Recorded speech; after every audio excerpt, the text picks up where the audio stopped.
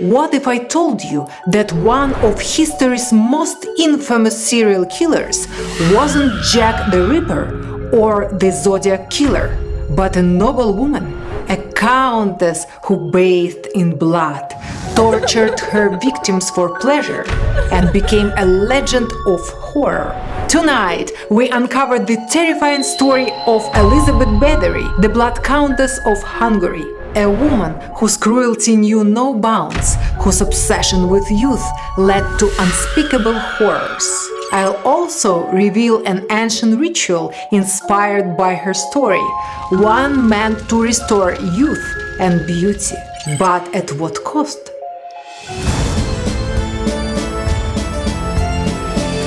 Welcome, seekers of secret spells and shadows. I'm Victoria Unikel, artist and media mogul by day and modern witch exorcista by night. Every Thursday, we explore the haunted, the cursed, and the supernatural. If you are ready for terrifying truth and forbidden rituals, hit that subscribe button and give this video a like. Let's begin. The cold rooms of Shetty Castle were steeped in silence, but behind its towering walls, unimaginable horrors took place. It was the early 1600s, and Elizabeth Bathory was one of the most powerful women in Hungary. Born in 1560 to one of the wealthiest families, she was married at 15 to Count Ferenc Nadezhdy, a warrior feared for his brutal tactics on the battlefield.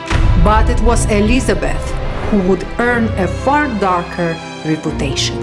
At first, the disappearances were subtle. Servant girls vanished overnight. Strange noises echoed from the castle dungeon. Then came the screams. It was a winter evening, the air thick with the scent of candles and herbs. The flickering flames cast eerie shadows along the walls. Countess Bathory lounged in her chamber, wrapped in a robe of black silk. A young maid, no older than 16, knelt in front of her, hands trembling as she prepared to braid her mistress's long jet-black hair. "You are slow," Elizabeth muttered, her cold eyes narrowing. "Forgive me, my lady," the girl stammered, fumbling with the silky strands. A sharp tug, a snap. Elizabeth gasped, her fingers flying to her scalp. "You clumsy wretch!" she hissed. In a blur of rage, she struck the girl hard across the face. The girl stumbled, her lips split open, blood flowing down her chin. And then it happened. Elizabeth caught her breath, staring at the droplets of blood on her hand. A strange, intoxicating heat spread through her fingers. She lifted her hand to the candlelight, tilting it, watching the crimson liquid shimmer against her pale skin. Her pulse quickened. Were the lines on her skin smoother? Had the deep wrinkles around her knuckles softened? A slow smile crept across her lips. "Bring me more girls," she murmured almost to herself. That night, a legend was born. At first, her victims were servants, lowly girls who would not be missed. They were brought to her chambers under the guise of punishment, only to be bled dry. Their blood was collected in golden basins, poured into her bath. As she stepped into the warm, dark pool, her body shivered, not from cold, but from exhilaration. "This is the secret," she whispered, sinking into the crimson bath. Her appetite grew quickly. Her methods became crueler. Girls were strung up by their ankles, their throats slit like cattle, their warm blood cascading over her body. Some were tortured for days, their skin carved and peeled, their screams echoing through the stone corridors of the castle. Others were forced to stand naked in the snow. Ice water was thrown on their shivering bodies until their skin froze solid and their breathing stopped. Some were burned with hot irons, their flesh sizzling in the dim candlelight. She grew creative in her sadism, testing the limits of suffering.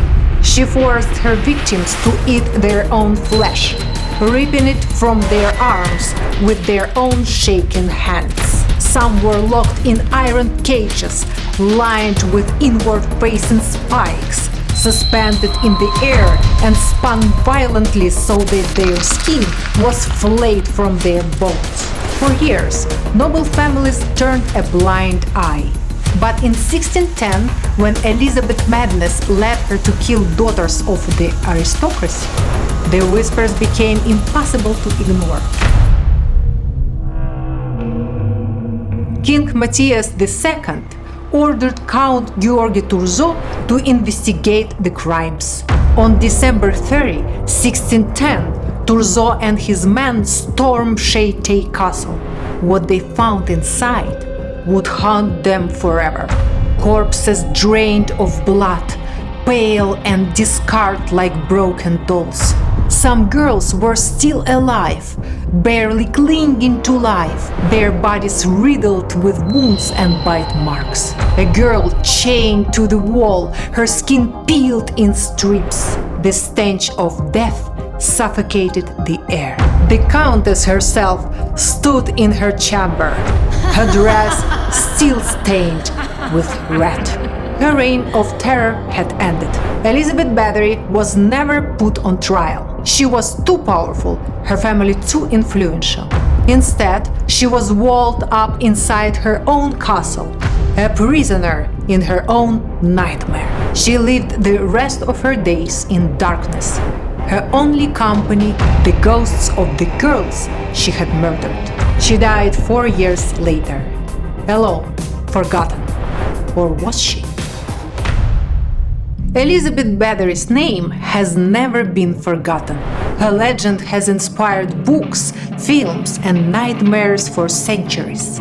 But she was not the only noble woman accused of unspeakable crimes. Daria Saltykova, 18th century Russia, a Russian noblewoman who tortured and killed over 100 serfs, mostly young girls, in fits of rage.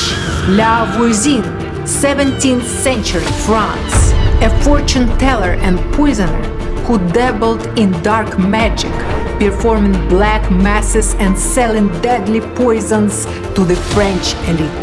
Delphine Lalaurie, 19th century Louisiana, USA, a socialite who kept enslaved people in horrific conditions, performing sadistic experiments on their bodies in the secrecy of her mansion.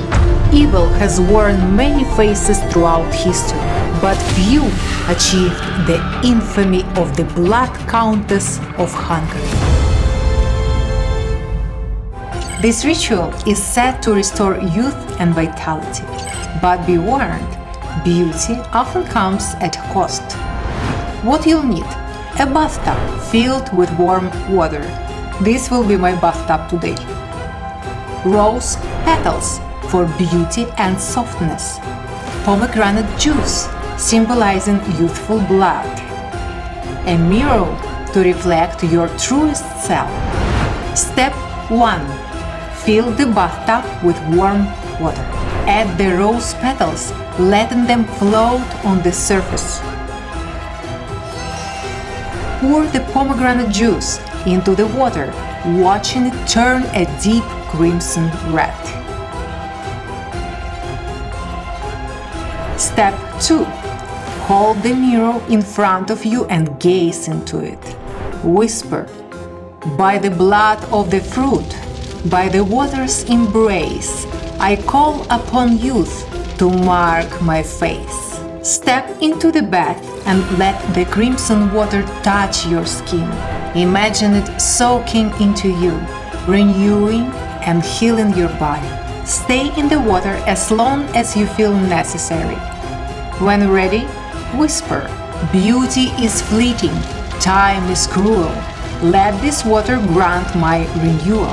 Drain the water, leaving behind the petals and the echoes of the past. Look into the mirror one final time. Do you recognize yourself? Elizabeth Bathory's story is one of horror, obsession, and cruelty. But it also asks us an important question. How far would you go to preserve your youth? Would you dare take the bath? Tell me in the comments. Subscribe, my darlings, and join me next week for another terrifying tale. Until then, stay safe, stay aware, and watch out for those who fear time more than death. Mwah.